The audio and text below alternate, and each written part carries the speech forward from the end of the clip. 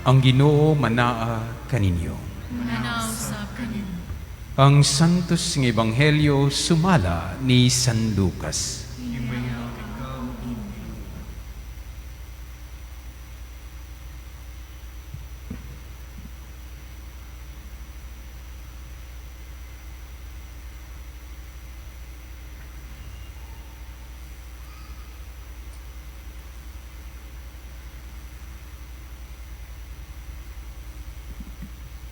May mga pariseo nga nangutana kang Hesus kung kanus-a maghari ang Dios. Mitubag siya. Ang paghahari sa Dios dili butang nga inyong makita. Walay makaingon nga aniara og atuara. Ang paghahari sa Dios anaa sulod ninyo. Unya miingon siya sa iyang mga tinunan.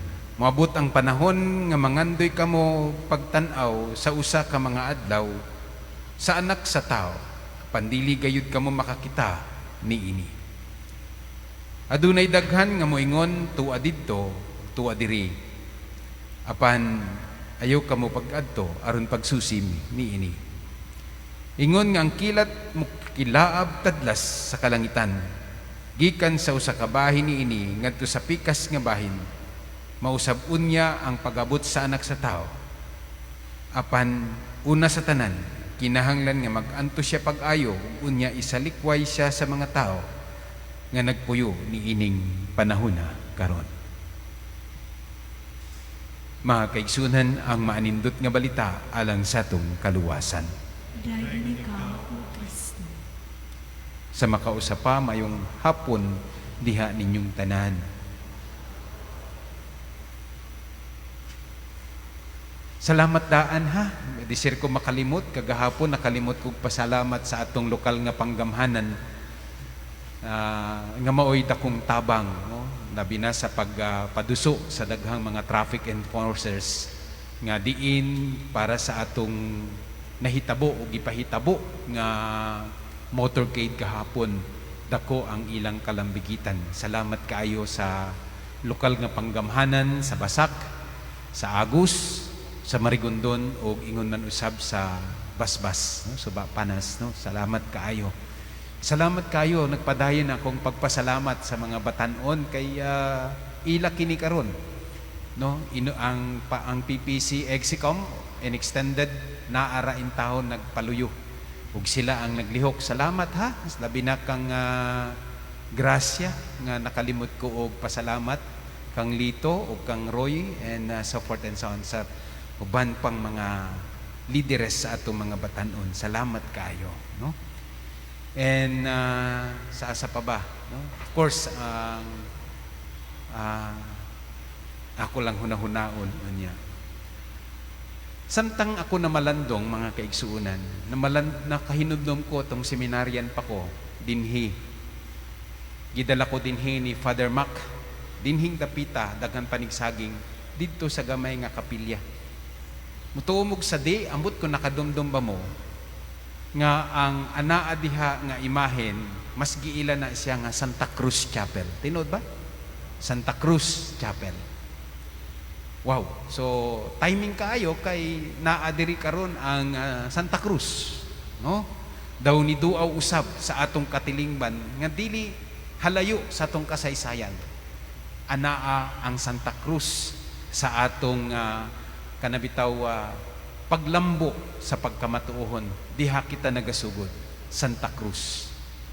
O akong pangandoy, ako paning hisgut-hisgutan sa PPC, dugay na kong naghunahuna ni ini, pero wala pa na ako mahisgutan sa ilaha, nga pangandoy na ako nga himuon, titular parish, no? Titular patron nato ang Santa Cruz. Wala manggod siya tuguti sa canon law neto mga panahunan na naghunahuna kita og unsa ibutang kay dili man mahimong patron ang mga kabahinan sa atong Ginoong Hesukristo. Mabitaw kung nakadumdum kamo ang Sacred Heart Parish sa Pahak, napulihan na siya into San Jose St. Joseph the Worker na siya, but titular niya ang Sacred Heart Devotion. So maupod nga dinhi ato nang ikonpod ato pod ng hatagan o pagtagad puhon-puhon, no? Nga maibalik nato ang atong relihiyosong kultura nga una sa tanan nagsugod gyud ta og Santa Cruz, ang balaang krus sa atong Ginoong Hesukristo. Bati ko malipay ni ana ang mga katigulangan nato bisan tuod tuwa na sila sa lubnganan, no? Malipay na sila, no? Yan na. Unya niining higayon kagahapon gingon ako ganiha nga gipasidunggan nato si Senyor Santo Niño ang imahen sa batang Hesus. Ug karon sa atong panamilit ang ato sab hatagan og pagtagad mao ang balaang krus sa atong Ginoong Hesukristo. Mao na sa mga pag-ampo mabantayan ninyo ang pagpasidungog sa krus ang atong kanunay nga gigamit. Bati nako sama sa giingon na ako gagahapon kanisya larawan sa dakong gugma sa Dios alang kanatong tanan. Og ang iyahang dakong gugma mga kaigsunan mi-culminate the culmination of His great love for all of us is His cross. Ang iyahang krus sahon sa pagbinisya sa culminate mihatag og kahingpitan. Ang dakong gugma sa Dios alang kanatong tanan nahimong hingpit diha sa iyahang balaang krus. Kay gipakamat yan sa atong Ginoong Hesukristo ang iyang gugma alang kanatong tanan. Gipakamat yan. Kamo usa man yung pakamat yan. No? Nakahunahuna usa man yung pakamat yan. Klaro og tataw mga kaigsuonan nga ang dakong krus diha nahimong hingpit ang iyang pagmahal kanato og nagpadayon ang inguna ng Espiritu alang kanatong tanan. Daw saad, daw memorandum of agreement, but in fact a covenant na siya andam sa kanunay nga musakripisyo pinaagi sa iyang pagkamapaanguron o pagkamapaubsanon nga kita iyang luwason og kanunay dadon hadtod sa kahayag sa kaluwasan pinaagi sa iyang makanunayong pagpasaylo. Wow. So nindot kay na siya atong pagakuptan samtang buhi pa kita dinhi, no? Labi na alang kanatong mga makasasala na naghatag og paglaom kanatong tanan nga tuod, no, magbag-o ta. Nga tuod, no, magtulid ta kaysa kanunay ang Dios nagpaabot lang nato daw si Jesus nagpaabot kay Judas. Kanunay nga nagpaabot kang Judas. Kanunay nga nagpaabot nato. Mas malipayon ang Ginoo, miingon pa siya. Mas malipayon ang Ginoo sa usa ka tawo nga naghinulsol kaysa sa usa ka tawo nga nangingon siya wala siya isa. Diha. Og diha sa krus mga kaigsunan mauna ang nagpamatuod nga kita anaa kanunay nato ang kaluwasan dependira kung imong dawaton. Dependira kung imong dawaton. Ikaduha, niining hingpit nga hulagway sa gugma sa Dios alang kanatong tanan para nako kanunay siyang nagpahinumdum sa atong kanabitaw espiritualidad nga angay natong puy-an. The kind of spirituality that we must live, not only internalize but we must live, no? Unsa man na siyang spirituality of the cross. Unsa may naadiha? Mubalik ko mga kaigsuunan para nako simple raman siya. Higugmaa ang imong Dios sa tibok nimong kasing-kasing, sa tibok nimong kalag, sa tibok nimong salabutan, sa tibok nimong pagkatao. Ang krus tanawa dunay duha ka linya, di ba? Ang usa gikan sa taas padung sa ubos, di ba? Ang isa gikan sa tuo padulong sa wala o gikan sa wala padung sa tuo. Clarex? Huy, ay magtuog, madaya kayo, tinutulogan niyo ko, no? Clarex? Clarex. Kitaan ninyo, wala pa mo malibat, no? Naniud to naman kaha mo, no? Okay. So, gikan sa taas padung sa ubos o gikan sa ubos padung sa taas para nako mauna ang naghulagway sa unang sugo. Higugmaa ang imong Dios sa tibok nimong kalag, sa tibok nimong salabutan, sa tibok nimong pagkatao. Gikan sa ubos, ikaw tong nasa ubos padung sa taas. Gugma. Ug ingon man usab, ikaw tong naa sa wala, butang na nato, igugmaa ang imong isig kaingon sama sa paghigugma nimo sa imong kaugalingon. Ang imong isig kaingon. Wow. So, kini ang pinakabililong sugo sa tanan. Ug wala nay laing panglabaw pang sugo. Mas labaw pa ni siya sa mga material nga ihalad ngadto sa halaran aron sunugon ingon pa sa santos nga ebanghelyo. Pati kun nindot ni siya nga kanunay natong kuptan. Kanunay nato bitaw gunitan ug ingon man usab puy-an sa atong kinabuhi. The kind of spirituality that we must live on. Diha sa atong pagpakigsandurot, diha sa atong matag-adlong binuhatan, diha sa pagpakinabuhi nato sa atong kaakuhan, diha sa atong mga panglantaw, panghandoy sa kinabuhi.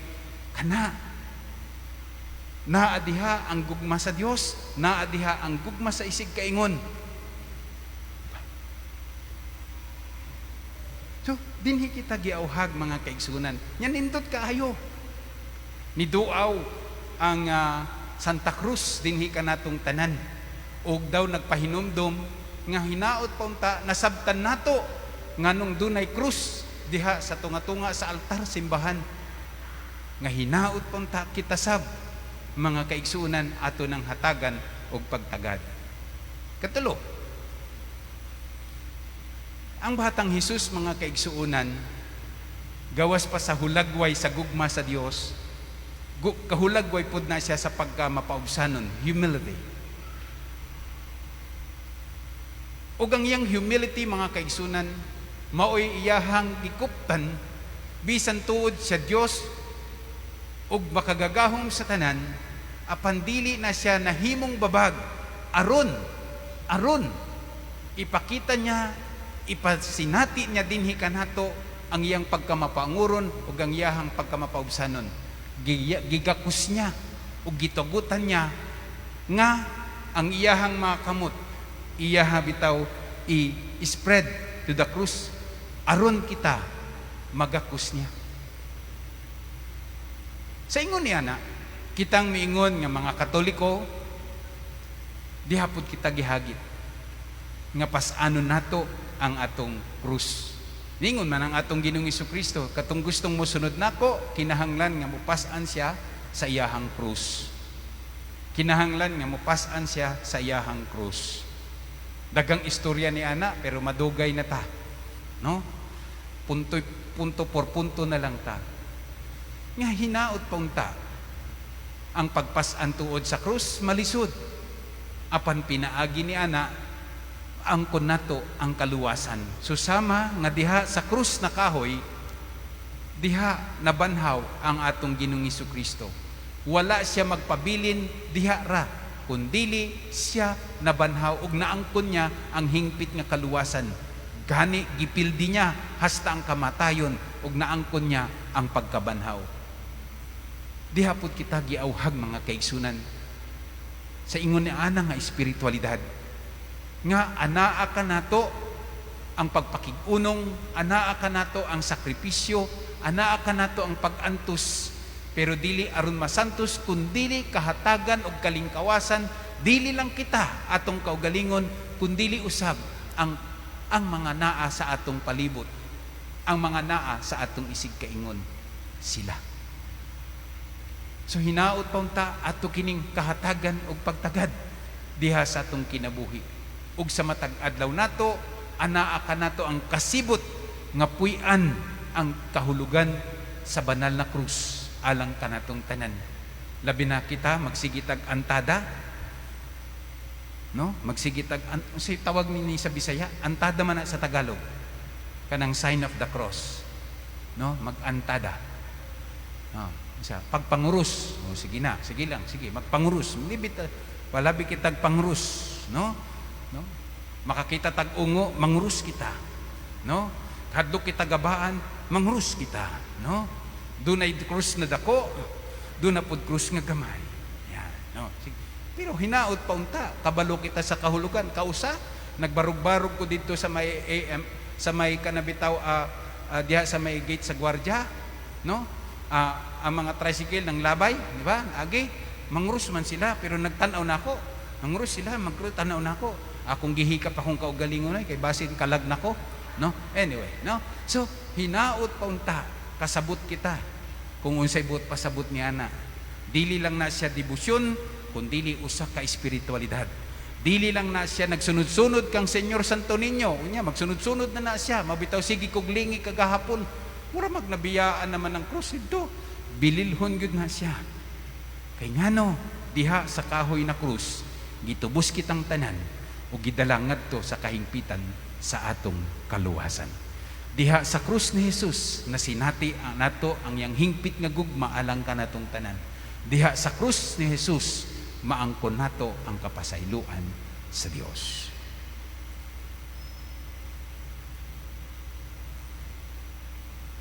Karon mga kaisunan, manindog kita ug sa atubangan sa mga kahimanan sa atong pagtuo nga naa sa atong atubangan, ipadayag ta ang atong pagkamatuohon kitang tanan. Nagatuwa ko sa Dios Amahan nga makagagahom sa tanan.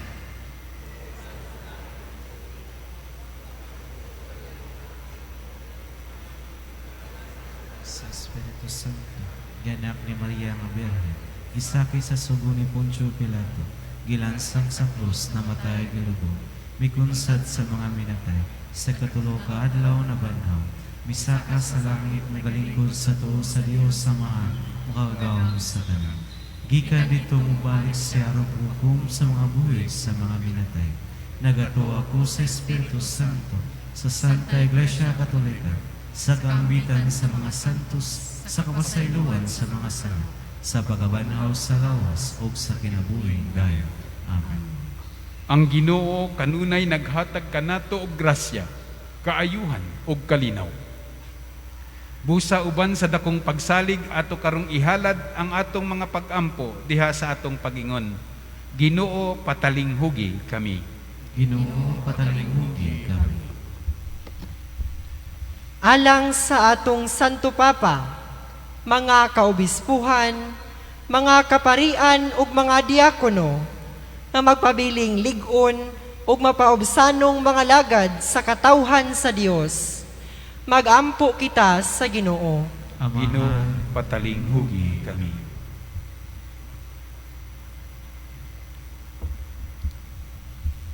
Alang sa simbahan ug sa mga nag-alagad sa niini, hatagan unta og kaalam sa pagpaambit sa santos nga ebanghelyo ngadto sa uban. Magampo kita sa Ginoo. Ginoo patalinghugi kami.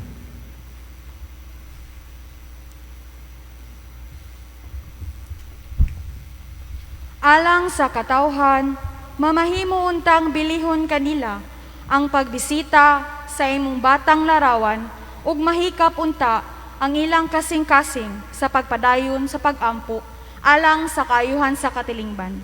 Magampo kita sa Ginoo. Ginoo patalinghugi kami.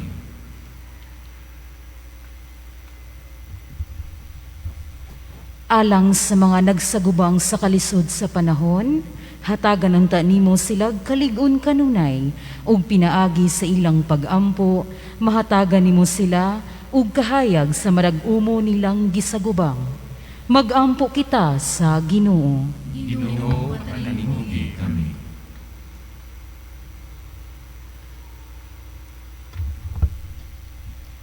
Pinaagis sa imong cross sa hubiliyo, na pahinumdumanon ta kami nga mapabiling mapaubsanon sa tanang higayon, o magpaambit ang gasang imong gihatag ngadto sa nanginahanglan.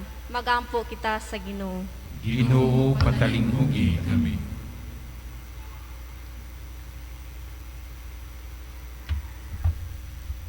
Alang sa pagsaulog sa ika-500 katuig sa Kristyanismo sa nasod, nga unta mamahimong mamalangpuson ang tanang kalihukan, ilabi na sa mga parokya, ug among mapalawman ang among pagtuo ug paglaom, isip mga binunyagan. Magampo kita sa Ginoo. Ginoo patalinghugi kami.